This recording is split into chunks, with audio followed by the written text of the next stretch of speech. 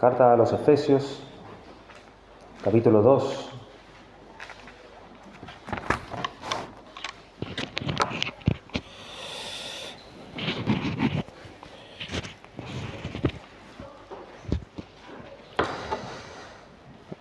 Carta a los Efesios, capítulo 2. Vamos a leer los primeros 3 versículos de este capítulo 2 de Efesios. Dice la palabra de Dios: y Él os dio vida a vosotros cuando estabais muertos en vuestros delitos y pecados, en los cuales anduvisteis en otro tiempo, siguiendo la corriente de este mundo, conforme al príncipe de la potestad del aire, el espíritu que ahora opera en los hijos de desobediencia, entre los cuales también todos nosotros vivimos en otro tiempo, en los deseos de nuestra carne, haciendo la voluntad de la carne y de los pensamientos. Y éramos por naturaleza hijos de ira, lo mismo que los demás.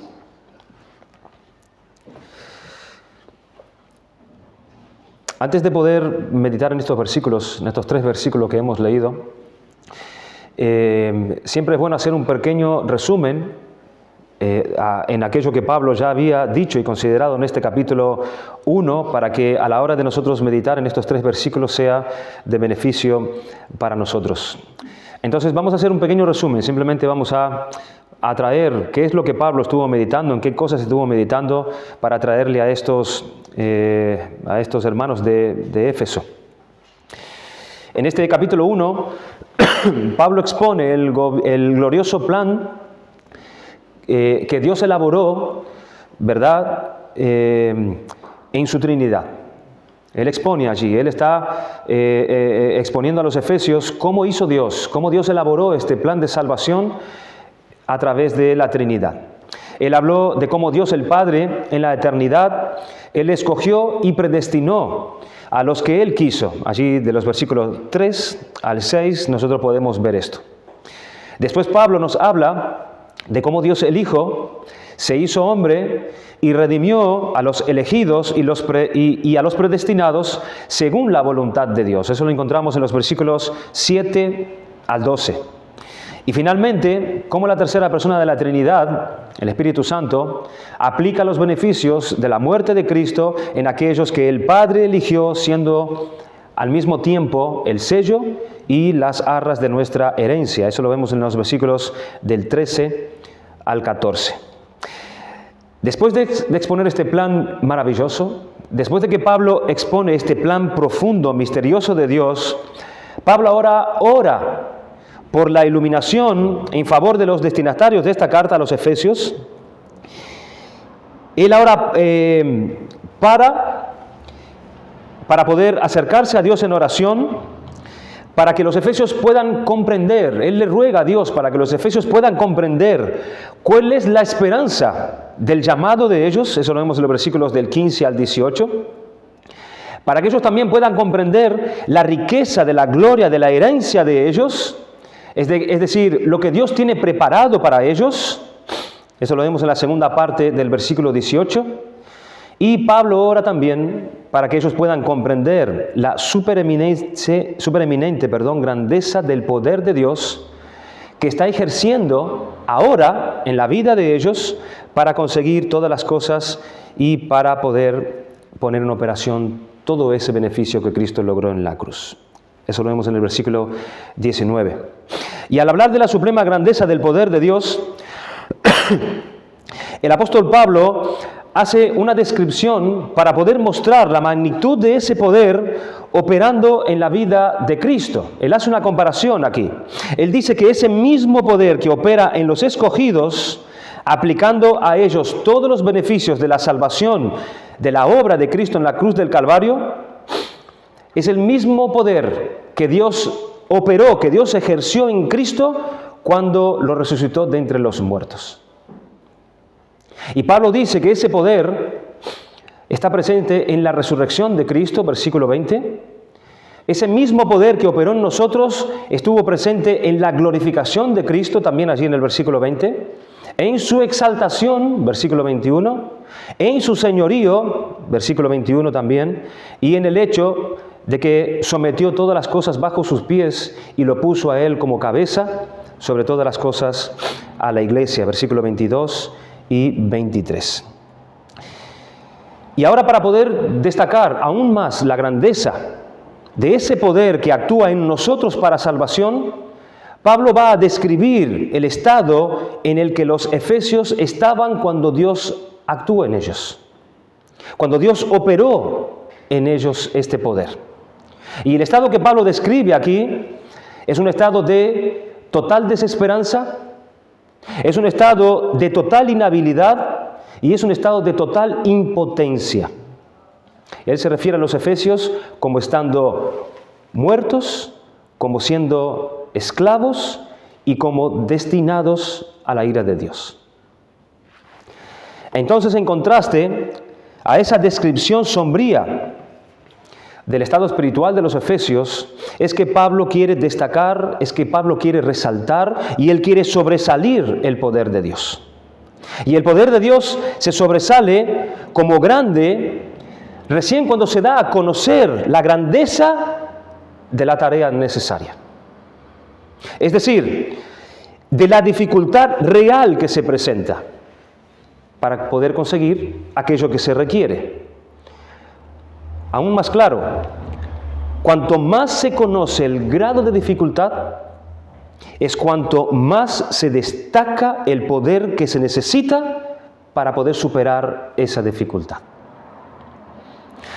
La salvación de un pecador exige tanto poder como la resurrección de un muerto. En líneas generales, esto es lo que Pablo va a explicar aquí. Para que una persona sea salva, el poder necesario para eso es el poder equivalente a la resurrección de una persona que está totalmente muerta. Es el mismo poder que operó en Jesús para resucitarlo de entre los muertos y es el mismo poder que opera en nosotros hoy para salvación. Y quisiera que nosotros nos enfocáramos, hermanos, en estos 3 primeros versículos de Efesios 2, donde nosotros encontramos aquí con 5 descripciones o 5 puntos que nos da el apóstol Pablo para describir ese estado espiritual que nos encontrábamos nosotros y que se encuentra todo hombre sin Cristo. El propósito del apóstol Pablo aquí, en estos 3 versículos, es describir la situación general de toda la humanidad para la cual no hay excepción. Tanto judíos como gentiles, todos están caracterizados aquí por el apóstol como siendo muertos, esclavos y absolutamente todos bajo la ira de Dios. Y si no fuera por la intervención de Dios en nuestras vidas, todos nosotros estaríamos perdidos de manera eterna. Martín Lutero una vez escribió que el error de no saber y no entender lo que es el pecado, eso trae otro error, que es no saber ni entender la gracia de Dios.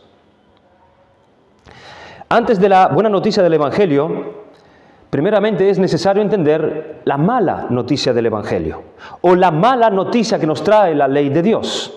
Y la mala noticia es esta que nos trae el apóstol Pablo aquí en estos versículos del 1 al 3.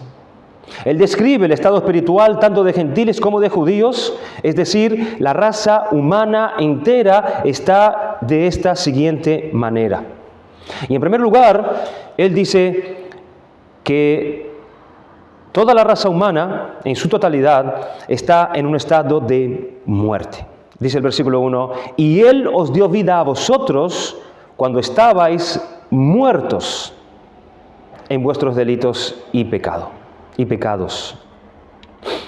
Ese es el estado en que nosotros nos encontrábamos cuando Dios vino hasta nosotros y nos dio vida.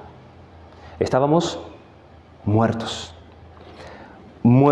Piensa en una persona muerta. Piensa en una persona muerta. Un muerto no ve, un muerto no oye, un muerto no siente, él no camina, él no puede recibir, él no puede dar nada, él no se relaciona con nadie. Piensa en un velorio. Quizás la mayoría de nosotros ya hemos estado en alguno.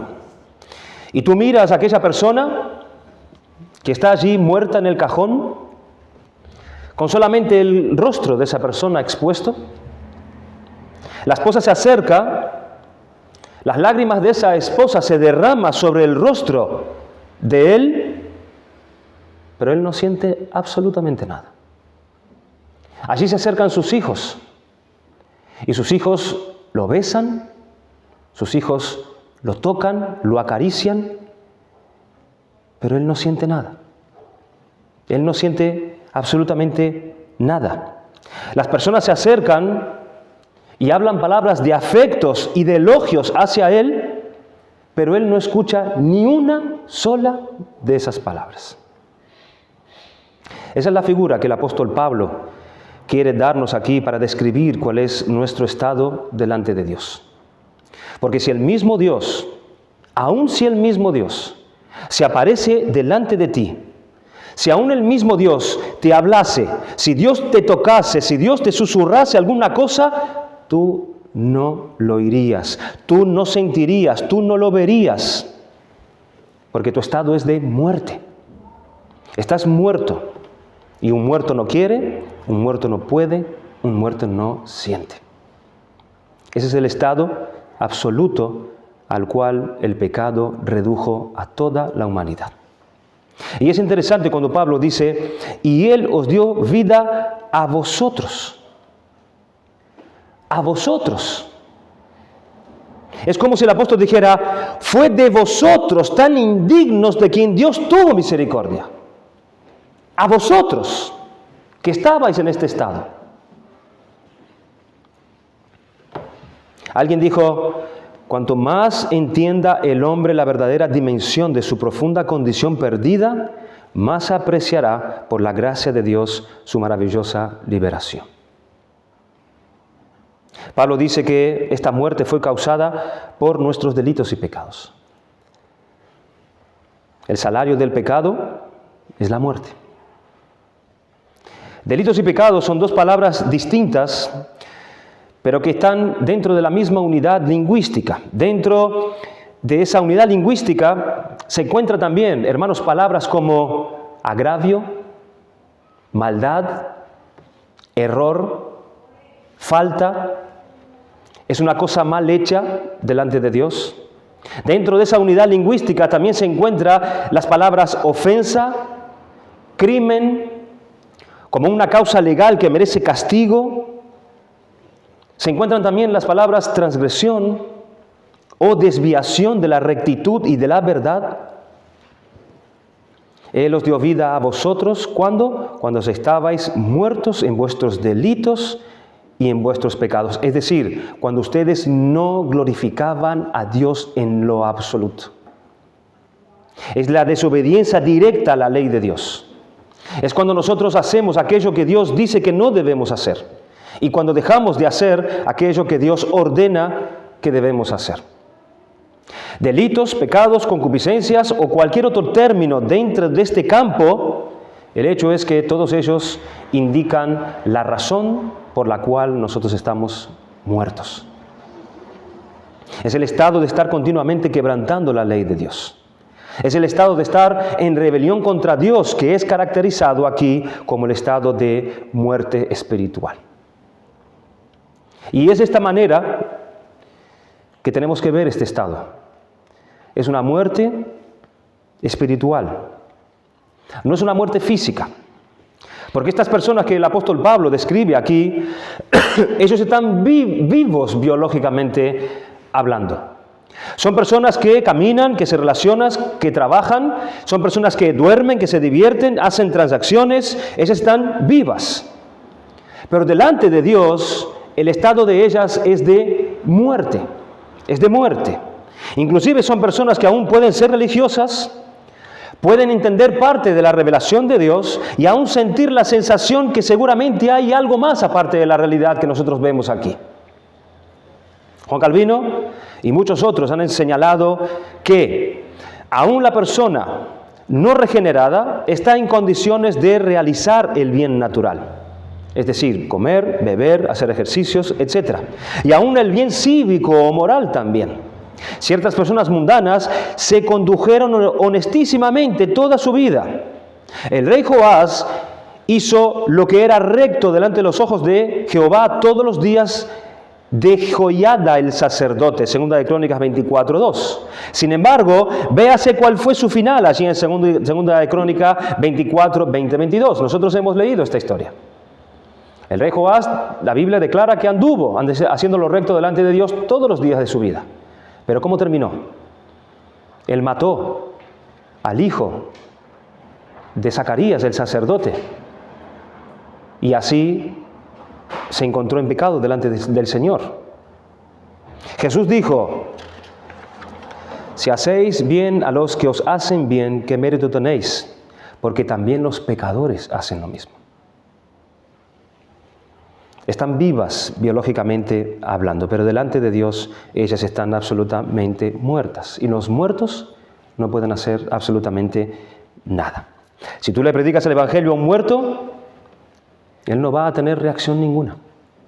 Aunque le prediques durante horas y horas y horas. Y ese precisamente es el desafío que la Biblia nos presenta, que vamos a tener que predicar el Evangelio a personas que están muertas, hermanos. Tenemos que saber que nuestra misión es nada más y nada menos que de resucitar cadáveres a través de la predicación del Evangelio. El estado es de muerte, es de muerte. La segunda cosa que Pablo nos dice aquí, que no solamente todos están muertos, sino que también están en un estado de esclavitud. Esclavitud. El segundo versículo dice: en los cuales anduvisteis en otro tiempo. Recuerden, hermanos, que aquí Pablo les está escribiendo a personas que ya salieron de este estado. Por eso él dice: los cuales anduvisteis en otro tiempo, antes que recibieses esa vida en Cristo, andando en vuestros delitos y pecados, por tanto muertos. Pero antes dice que estaban siguiendo la corriente de este mundo. Esta palabra mundo aquí no significa la naturaleza creada por Dios. No se refiere a las estrellas, a las montañas, al mar, los árboles, los animales, no. Aquí mundo se refiere a la humanidad caída, a la humanidad muerta en sus delitos y pecados.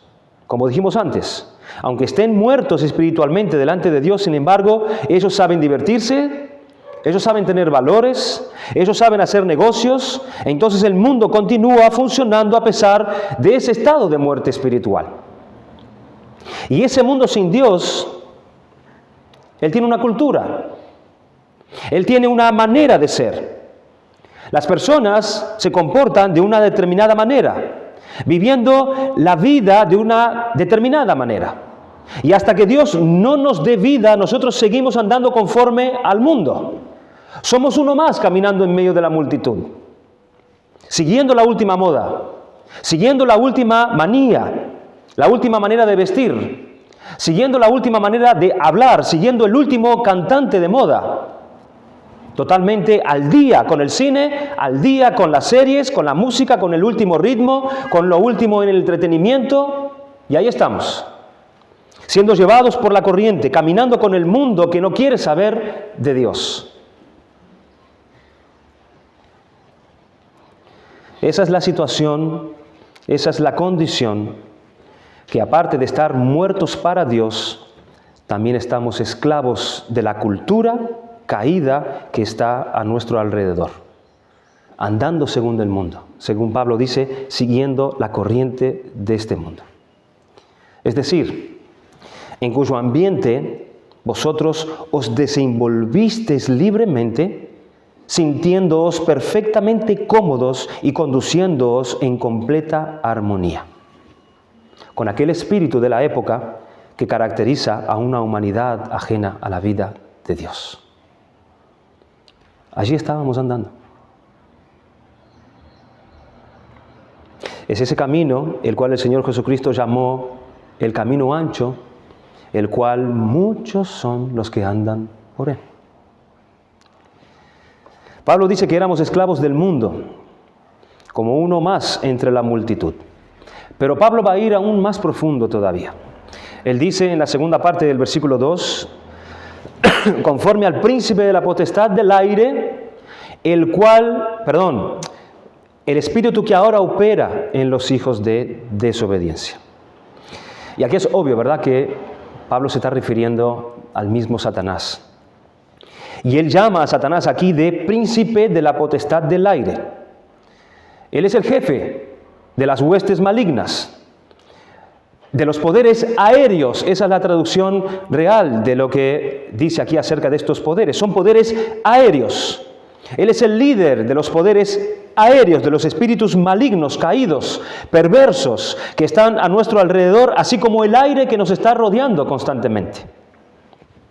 Los estudiosos no saben cómo interpretar la palabra aire, si en una forma literal, ¿verdad?, como indicando el espacio sobre la tierra, que está entre la tierra y el cielo, o ha de ser interpretada en un sentido ético o figurativo, es decir, la atmósfera moral o la atmósfera espiritual. Nosotros no lo sabemos, pero las dos podrían ser posibles.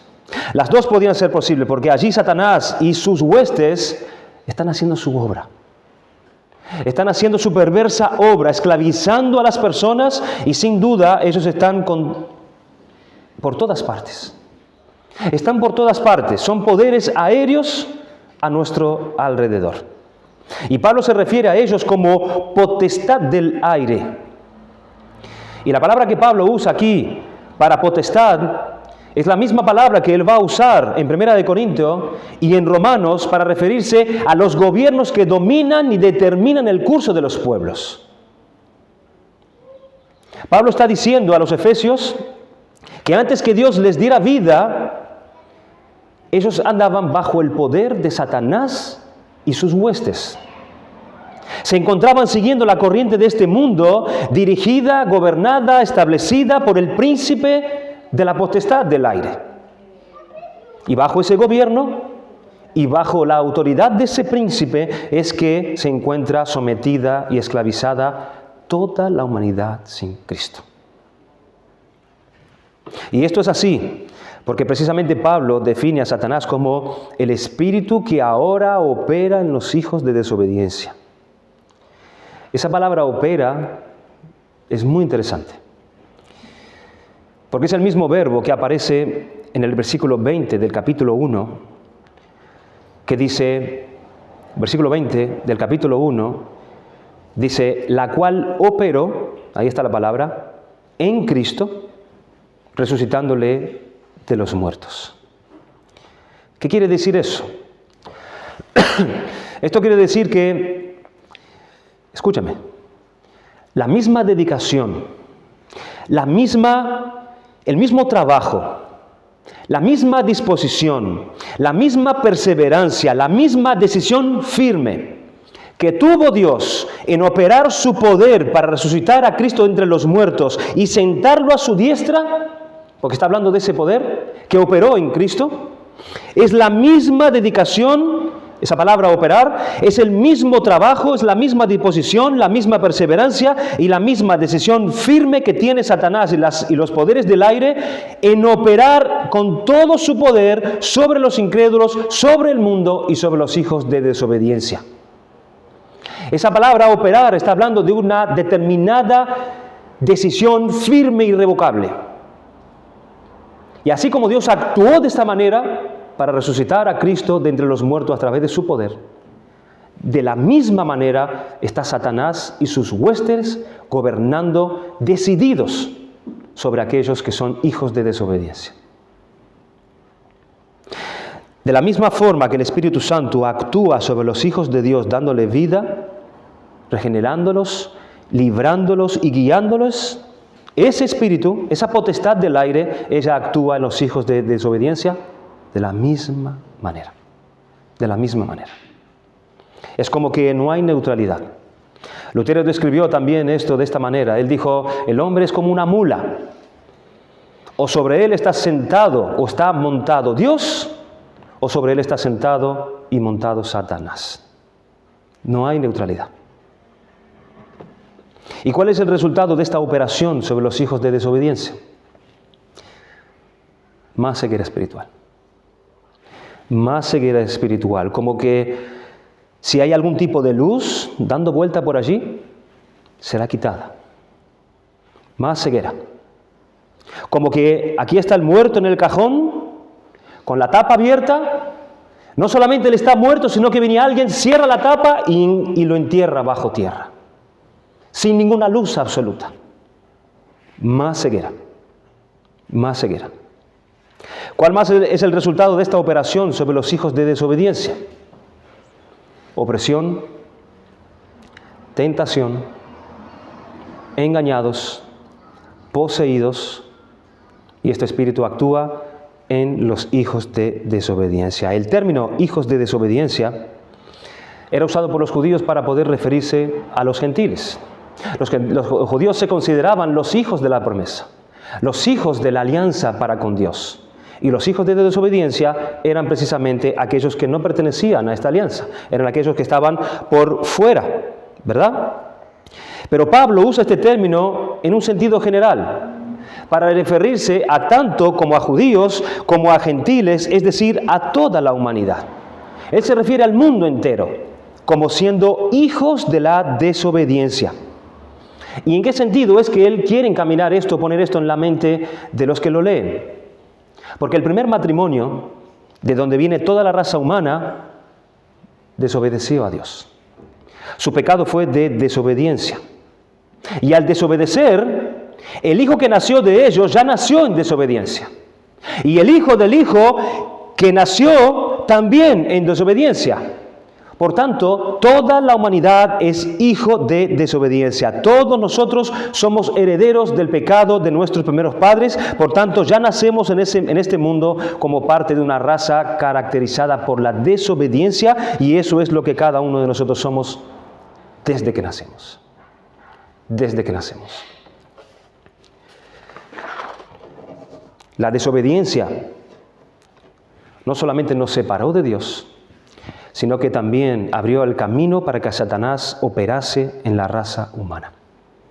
Entonces, hay un espíritu poderoso, legiones de demonios invisibles, de espíritus que están a nuestro alrededor, es las legiones celestes, poderes aéreos que están actuando constantemente en aquellos que no pertenecen a Dios, oprimiéndolos, destruyendo sus vidas, engañándolos con mentira y presentando al hombre caminos que parecen derecho, pero su fin es de muerte. Es camino de muerte. Hermanos, ¿cuántas personas que frecuentan las iglesias, que escuchan la palabra de Dios, que dan diezmos y ofrendas y aún oran al Señor? Personas que se benefician aún de esas bendiciones que Dios derrama sobre el cuerpo de Cristo, pero que todavía están bajo el poder de este príncipe, pero que todavía están gobernados por este espíritu. Todavía en ellos está operando este príncipe. Y sin saberlo, son engañados, tentados, poseídos. Y como decía Lutero, es el diablo quien está sobre ellos, guiándolos, influenciándolos y gobernándolos. Y no estamos hablando de una posesión inconsciente, hermanos, como pudiéramos traer a la mente aquel gadareno que estaba poseído con aquella brutal fuerza, rompiendo cadenas y no sabiendo lo que hacía. No estamos hablando de ese tipo de posesión. Judas estaba endemoniado cuando él fue a vender a Cristo. Él estaba tan lúcido, que él fue capaz de decir, quiero 30 monedas de plata. Él sabía muy bien lo que estaba haciendo, porque él estaba allí negociando, perfectamente lúcido, pero endemoniado. Es decir, él estaba siendo guiado por este príncipe en sus acciones y en sus decisiones. Hay mucha gente endemoniada en las iglesias. Más de la que nosotros pudiéramos imaginarnos. Finalmente, Pablo va a hablar acerca de la tercera esclavitud, recordando que él primero dijo que todos nosotros estábamos muertos en nuestros delitos, en nuestro estado de impotencia delante de Dios. Segundo, nos habla de nuestra esclavitud, esclavos del mundo, esclavos de Satanás. Y en el versículo 3 él va a hablar de que estamos esclavos a nuestra propia carne. A nuestra propia carne. Versículo 3. Entre los cuales también todos nosotros, y aquí le está incluyendo tanto a judíos como a gentiles, todos nosotros vivimos en otro tiempo en los deseos de nuestra carne, haciendo la voluntad de la carne y de los pensamientos. Hermanos, ¿qué es la carne? La carne es una palabra que usa el Nuevo Testamento para poder describir a nuestra naturaleza pecaminosa, corrompida, inclinada a todo mal, y que está muerta espiritualmente. Y en cuanto a deseos, no es otra cosa que los anhelos injustos que pertenecen y son engendrados por esa carne caída. Esa carne tiene la inclinación a todo aquello que es opuesto a Dios. Ella es descrita en el Nuevo Testamento como el estado de oposición al Espíritu de Dios. Porque o nosotros andamos en el Espíritu o nosotros andamos en la carne. Y Pablo describió a los Gálatas que la carne se opone constantemente al Espíritu. La carne es ese estado que está oponiéndose constantemente al Espíritu de Dios. ¿Y por qué se le da el nombre de carne? Porque buena parte de esos deseos son para satisfacer el cuerpo. Son los deseos sexuales, es el deseo de comodidad, de confort, es la vanidad, es la concupiscencia de los ojos. Casi todas las necesidades que tenemos son para satisfacer nuestro lado material, nuestro lado temporal. Es por eso que la Biblia llama a esta inclinación de carne, aunque nosotros sepamos que el problema principal radica en la mente de la persona. Y Pablo dice aquí que parte de nuestro estado de miseria y de pecado es porque nosotros andamos y vivimos según las inclinaciones de la carne. La carne es la que codicia. La carne es la que se aira. La carne es la que cela.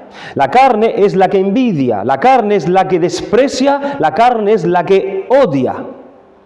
Y vivir conforme a la carne, dice Dios, esto es muerte. En Romanos capítulo 7, versículo 18, Pablo escribió: y yo sé que en mí, esto es, en mi carne, no mora el bien.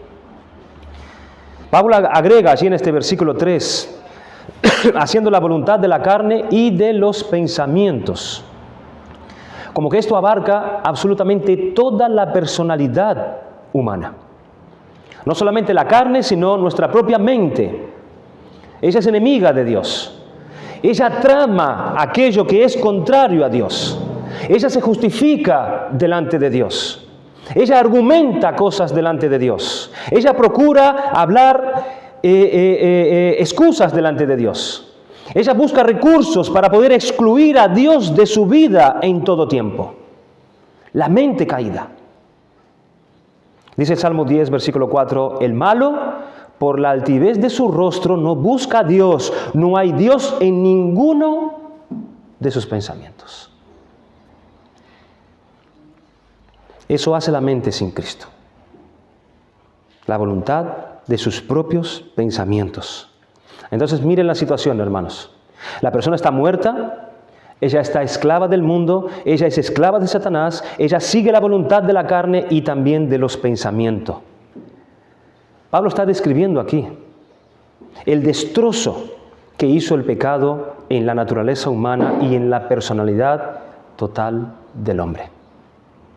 Pasajes como este nos describen la depravación total del hombre, donde nosotros podemos ver que no hay ni siquiera un área del hombre en su personalidad que no haya sido afectada por el pecado. Él está corrompido desde la planta de sus pies hasta la coronilla de su cabeza.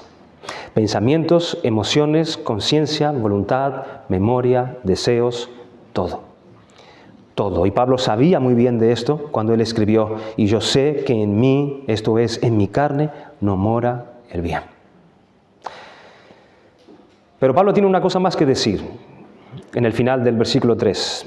Él dice: y éramos por naturaleza hijos de ira, lo mismo que los demás. Pablo ya había descrito que todos somos hijos de desobediencia. Pero como resultado de la desobediencia es que se ha atraído sobre nosotros la ira de Dios. La ira de Dios. Porque Dios es justo y porque Dios es santo, Él no puede dejar que la desobediencia se pase por alto. No puede, va contrario a su carácter. Hendrickson describe la ira de Dios de la siguiente manera. Él escribió: no hemos de comparar la ira de Dios en un incendio, a un incendio en la paja, que arde rápidamente y se consume. Al contrario, es una indignación estable. Es la actitud que muestra Dios hacia el hombre en su condición caída en Adán y rebelde a aceptar el Evangelio de gracia y salvación en Cristo. Es con respecto a ellos que se ha escrito: el que no obedece al Hijo no verá la vida, sino que la ira de Dios permanece sobre él. La ira de Dios es la justa reacción de su santidad hacia el pecador que lo desafía, hacia el pecador que no obedece, hacia el pecador que no recurre a la gracia dada por Dios y que decide continuar atrevido en ir en contra de Él, en ir en contra de su ley. Entonces, la reacción correcta de la santa naturaleza de Dios es su ira estable, que es nada más y nada menos que la aplicación de su justicia sobre el pecador. Y esto redunda en una sola cosa: en la condenación y destrucción del pecador. Esta ira estaba sobre nosotros. Todos somos por naturaleza hijos de la ira santa y justa de Dios. Si alguien que se encuentra en este pecado, en este estado, y él se preguntara: ¿qué es lo que yo debo hacer para ir al infierno? La respuesta es: nada. Nada. Él ya está en camino al infierno. Ya está en camino. La raza humana es una raza perdida y destruida por el pecado completamente. Ahora, con todo este panorama sombrío, con toda esta horrible realidad, ¿qué implicaciones nosotros podemos sacar para poder terminar? En primer lugar, algo que debiéramos destacar, hermanos, es el gran amor de Dios. Es el gran amor de Dios.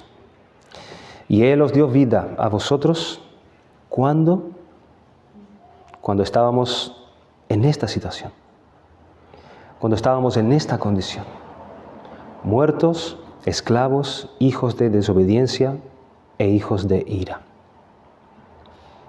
Nosotros dijimos en un principio que la virtud es destacada en su verdadero estado recién cuando ponemos en verdadera realidad del problema que tenemos delante de Dios.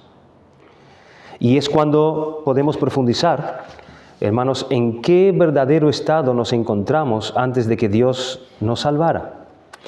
Y cuando podemos nosotros profundizar, ser conscientes de verdaderamente cuál es ese estado en el que nosotros nos encontrábamos antes que Dios nos salvara, es recién ahí, es recién entonces que podemos comenzar a entender con qué tipo de amor Dios nos amó y con qué tipo de misericordia Él nos alcanzó para poder darnos esta vida que dice aquí a los Efesios. En segundo lugar, pudiéramos tener presente cuán grave es la situación del hombre. Cuán grave es la situación del hombre. El hombre no necesita educarse. El hombre no necesita corregirse. El hombre no necesita enmendarse. El hombre necesita de resurrección. De resurrección, porque Dios ofrece vida, pero la ofrece a aquel que está muerto. Al que está muerto. No se trata de poner un paño o de hacer algunas obras de bien. No se trata de corregir mi vida aquí y allá, de dejar de fumar, de dejar de comenzar a congregarme en una iglesia o comenzar a leer la Biblia. El asunto no se corrige con una simple cirugía, sino que es a través de la resurrección de los muertos. El hombre necesita una regeneración en su estado completo, porque el problema es demasiado grave. Y a un muerto Tú no lo puedes simplemente poner en una silla de ruedas, ¿verdad? Él necesita tener vida. En tercer lugar, nosotros podemos considerar cuán grande es el poder de Dios. Cuán sublime y grande es el poder de Dios. Pablo aquí nos deja ver lo que él habló en el capítulo anterior. Pablo está orando a Dios, él está clamando a Dios para que los creyentes puedan comprender este poder que los salvó. Este poder que los trajo de la muerte a la vida. Él escribió en el capítulo 1, versículo 16, no ceso de dar gracias por vosotros, haciendo memoria de vosotros en mis oraciones, para que el Dios de vuestro Señor Jesucristo, el Padre de gloria, os dé espíritu de sabiduría y de revelación en el conocimiento de Él, alumbrando los ojos de vuestro entendimiento, para que sepáis cuál es la esperanza a que Él os ha llamado, y cuáles las riquezas de la gloria de su herencia en los santos, y cuál la supereminente grandeza de su poder para con nosotros, los cuales creemos, según la operación del poder de su fuerza, la cual operó en Cristo, resucitándole de los muertos y sentándole a su diestra en los lugares celestiales. ¿Por qué Pablo dice que el creyente necesita entender y comprender la grandeza de Dios? El creyente solo va a entender la grandeza del poder de Dios actuando en él solo cuando él entienda su verdadera condición. Solo cuando él entienda de dónde Dios lo sacó. Y es recién ahí que él va a comenzar a entender la gracia de Dios, la misericordia de Dios y la dimensión de este poder para poder sacarlo de allí donde él estaba. Entendemos más el poder de Dios cuando somos conscientes que cuando Él nos dio vida, estábamos verdaderamente muertos. Entendemos más el poder de Dios cuando somos conscientes que cuando Él hizo la paz con nosotros, éramos verdaderamente enemigos de Él. Y entendemos más ese poder cuando somos conscientes que cuando nos libertó, éramos verdaderamente esclavos del mundo, del pecado, de la carne y de Satanás. No había manera de salir de allí, hermanos. Y cuarto, en último lugar, después de ver el estado deplorable del hombre, de incapacidad, de desesperanza, de inhabilidad, la pregunta es, ¿tiene el hombre libertad para escoger libremente por Dios? ¿De verdad la tiene? Alguien que está muerto, esclavo del mundo, esclavo de Satanás, de la carne, hijo de desobediencia, hijo de ira, ¿tiene alguna posibilidad de hacer algo por sí mismo? Por eso Pablo escribió allí en el capítulo 1, versículos 3 y 4. Bendito sea el Dios y Padre de nuestro Señor Jesucristo, que nos bendijo con toda bendición espiritual en los lugares celestiales en Cristo, y según nos escogió en Él antes de la fundación del mundo, para que fuésemos santos y sin manchas delante de Él, en amor habiéndonos predestinado para ser adoptados hijos suyos por medio de Jesucristo, según el puro afecto de su voluntad, para alabanza de la gloria de su gracia, con la cual nos hizo aceptos en el amado, en quien tenemos redención por su sangre, el perdón de pecados según las riquezas de su gracia. Si Dios no hubiese hecho todo esto por nosotros, ninguno de nosotros nos hubiésemos salvado. El cielo estaría vacío, hermanos. Vacío. Entender esta condición en la que todo ser humano está, nos deja ver por qué era necesario que Dios nos escogiera antes de la fundación del mundo. Porque si alguien cree, si alguien tiene esa fe que exige Dios en Jesucristo para salvación, es por pura gracia. Es por pura misericordia de Dios, que antes de la fundación del mundo te dijo, yo te amo,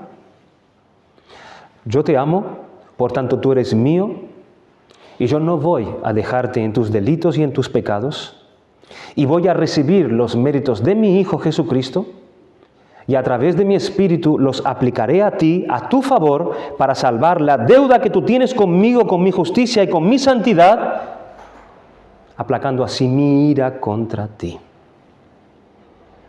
Algo determinado por Dios desde antes de todas las cosas. No hemos hecho nada.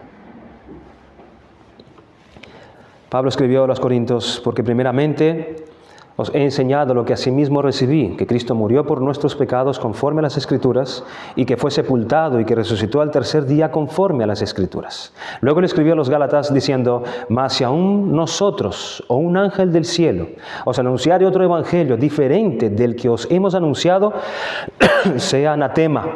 Como antes hemos dicho, también ahora lo repito, si alguno os predica diferente evangelio del que habéis recibido, sea anatema. Hermanos, seamos fieles al Evangelio de Jesucristo. Seamos fieles, rechacemos predicar un Evangelio que busca masajear el ego del ser humano. Aquel Evangelio que se centra en el hombre, que glorifica al hombre, que entretiene al hombre con palabras que simplemente para que se sienta bien. Hermanos, no.